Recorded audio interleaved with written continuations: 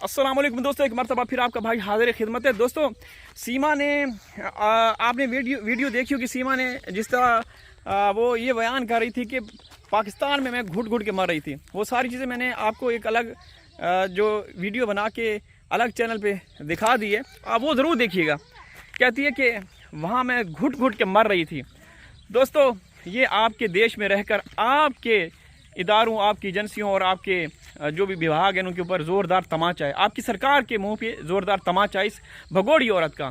ठीक है, हमारा तो कुछ भी नहीं है। हमारा तो देखें, वो कर रही है, सीमा खेल रही है, उसमें आपके इदारे जो सरकार मुलव्वस है, ठीक है, वो होगी। लेकिन हमारे जो चार बच्चे मासूम बच्चे हैं जिनका कोई भविष्य नहीं, उनके लिए हमें बड़ा ख़तरा रहता है, हमें चिंता रहती है। सीमा एक अयाशी, एक मकारी, एक चालाकी का नाम है, और वो पूरा गैंग अयार, मकार और चालाक है जिसने सीमा को रखा हुआ है, जिसने सीमा वाइफ ऑफ गुलाम हैदर को रखा हुआ है।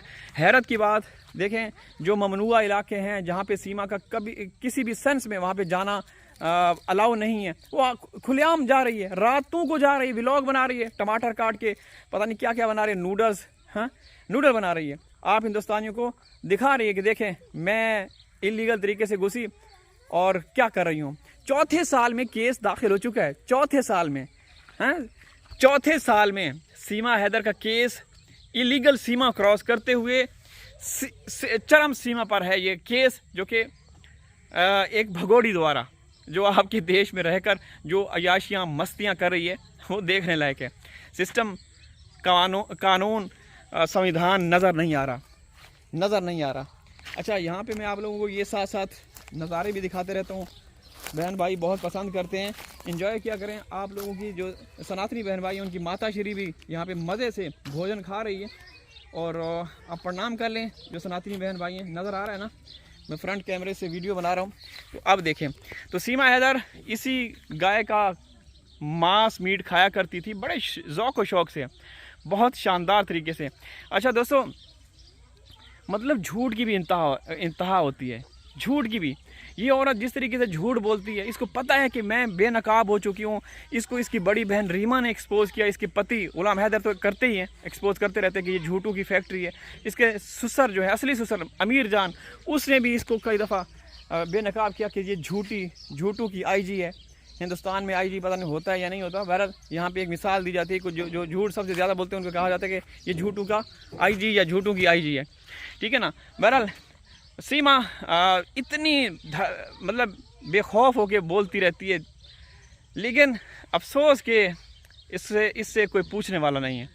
इससे कोई पूछने वाला नहीं कि सीमा जी तू आई कैसे, कितने लोगों के साथ आई, कौन कौन लेकर आया, हमारे देश भारत से कौन कौन गया था नेपाल, वहाँ से किसने तुम्हें बुलाया, ये कोई नहीं पूछेगा, ठीक है ना। पता है, क्योंकि दोस्तों मैं पहले भी अर्ज़ कर चुका हूँ मुख्तलिफ वीडियोज़ में कि ये इतिहास में, पाकिस्तान और हिंदुस्तान के इतिहास में, ये इंसानियत के हवाले से बहुत बड़ा केस है। इस केस को ना सिर्फ पाकिस्तान और हिंदुस्तान में डिस्कस किया जाता है, बल्कि पूरी दुनिया में BBC, CNN, अल जज़ीरा, हर चैनल के ऊपर, हर इंटरनेशनल बड़े चैनल के ऊपर इसको केस को डिस्कस किया गया। लेकिन बदकिस्मती से वहाँ के हुक्मरानों को, लीडर्स को ज़रा भी भनक नहीं पड़ी कि भाई दुनिया क्या कह रही है, दुनिया क्या कर रही है, दुनिया सीमा के बारे में क्या कह रही है। जब भी सीमा का नाम आता है, सबसे पहला सवाल, सबसे सीधा सवाल, सीधी उंगली किस पे जाती है? सरकार के ऊपर, मोदी योगी के ऊपर।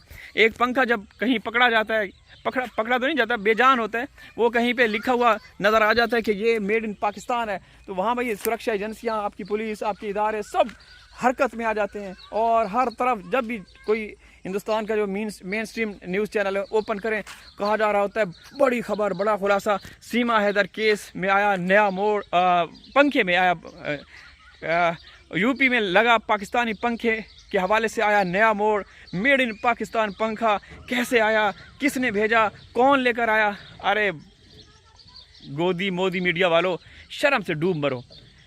बेशर्मी और बेगैरती की भी इंतहा होती है कि तुम उस बेजान के बारे में तो ये कर रहे हो, किससे कहानियाँ, मन घड़त ड्रामे वो कर रहे हो, हैं, जो असल में जानदार है, जो कि 4 बच्चों को जीते जी दिन दिहाड़े आपके देश में इलीगल तरीके से लेकर आए, उसके बारे में नहीं पूछेंगे, उसके बारे में कोई सवाल नहीं करेगा। क्यों? क्योंकि जवाब आप सबको पता है कि इसके पीछे सरकार है।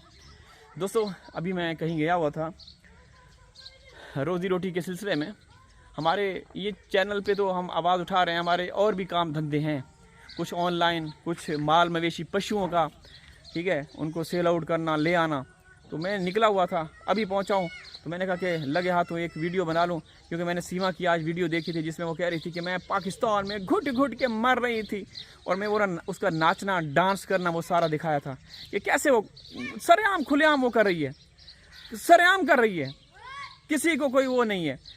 पूरी दुनिया को पता है, मोदी योगी को पता है कि ये औरत कितनी कैरेक्टरलेस थी, कितनी बदकार थी, कितने लोगों के इसने घर उजाड़े। क्योंकि आपकी एजेंसियाँ हैं, जाहिर सी बात है सीमा मामले में वो जुड़ी होंगी, वो सारी चीज़ों पे नज़र रखते हैं, हर एक पहलू को देखते हैं कि क्या क्या करती थी।